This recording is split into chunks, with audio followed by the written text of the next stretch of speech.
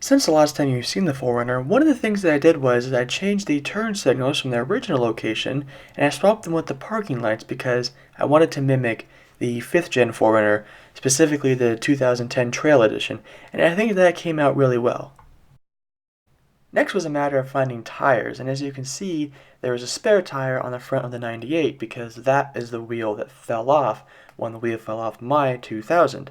So I needed to get 4 new tires and I needed to find a rim. And being able to find a matching rim was pretty difficult because people either wanted too much money for them or it would have cost too much money to ship.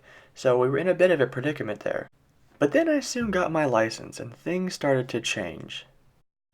A couple weeks after I got my license, I was invited to a 4Runner meetup at Timmy the Toolman's house. So I washed the 4Runner and got it ready for the next day. Immediately once I get there, I see this Thundercloud Gray 3rd Gen 4Runner in the driveway at Tim's house, and I walk up and the hood is open. And I look over and I see there's a V8 engine in there.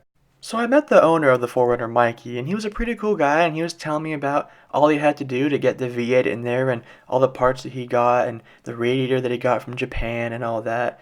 And then he told me that he had all these spare parts on the side of his house.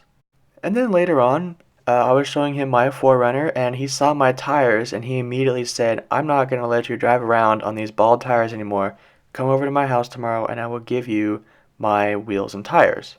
So I show up at his house, and the wheels are there, and they looked really nice, and the tires are really good, so he gave me the wheels and tires. And then we started talking, and he said, "Oh, I have these suspension parts. Would you like these Bilstein 5100 shocks?" And I was like, "Absolutely, I need some new shocks. Mine are blown out."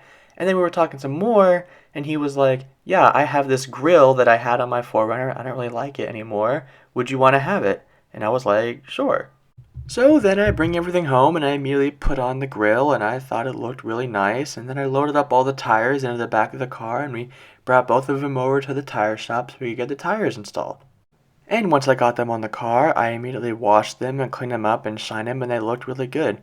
Sadly though, on the way home, I had one of my friends help me put the center caps in, and he didn't put it in all the way and one of them fell out on the way home. But then the next day, Sean showed me that he had a matching center cap that would work perfectly fine with it.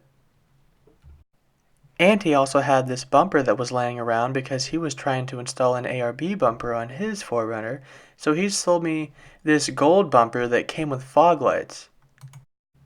And ever since then, I've really enjoyed having a bumper that doesn't have a dent in it, as well as also having the ability to use my fog lights now. I think that I installed it wrong though, because it kind of sags in the front a bit and almost looks like the car is frowning.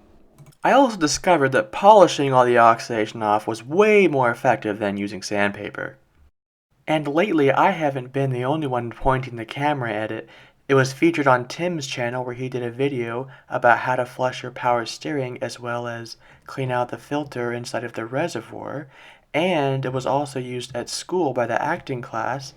I hope you enjoyed this little update. I know that it's been a little long overdue.